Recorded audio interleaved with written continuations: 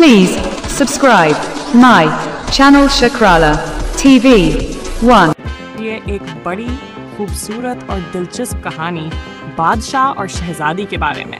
اس کا نام ہے شہزادی سحر اور ستاروں کا راز۔ حساون خوابوں کی شہزادیاں ایک بہت پرانی بات ہے۔ دریاؤں کے درمیان آباد ایک عظیم سلطنت تھی جس کا نام انور سلطانہ تھا۔ وہاں ایک نیکل بادشاہ سلطان بحرام حکومت کرتا تھا۔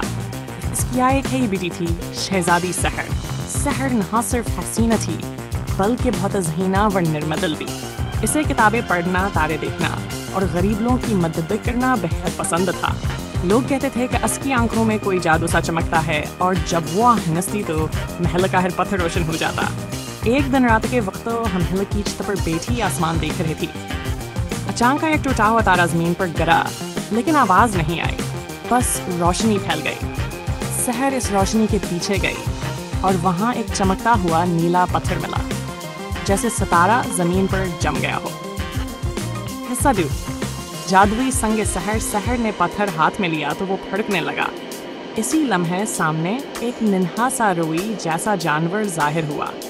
اس کی آنکھیں چاندی کی طرح چمک رہی تھیں اور اس کی نرم آواز آئی، میں لمی ہوں، ستاروں کا محافظ، شہزادی سحر، تمہیں منتخب کر لیا گیا ہے۔ سحر حیران ہوئی، کس چیز کے لیے منتخب؟ لمی نے کہا، اندھیروں کی ملکہ زہرا ستاروں کی طاقت چرانا چاہتی ہے۔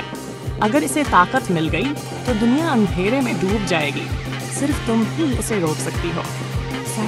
سحر نے پتھر کو مضبوطی سے پکڑتے ہوئے کہا، اگر میری وجہ سے دنیا بچ سکتی ہے تو میں تیار ہوں۔ حصہ 3، سفر روشنی۔ لمی کے ساتھ سحر محل سے چھپ کر نکل گئی۔ وہ جنگلوں، دریاؤں اور پہاڑوں سے گزرتی ہوئی جبل نور پہنچی۔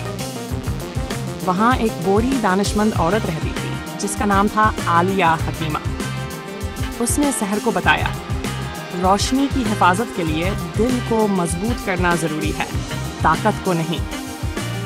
حکیمہ نے اسے ایک چاندی کا کنگن دیا جس پر لکھا تھا، جو سچا ہو وہی روشنی ہے۔ سحر سمجھ گئی کہ اصل طاقت جادو نہیں، سچائی اور ہمت ہے۔ حصہ 4، اندھیروں کی ملکہ۔ آخرکار سحر اور لمی غار سایہ پہنچے جہاں ملکہ زہرا اندھیرے کے تخت پر بیٹھی تھی۔ اس کی آنکھیں سرخ انگاروں کی طرح تھیں۔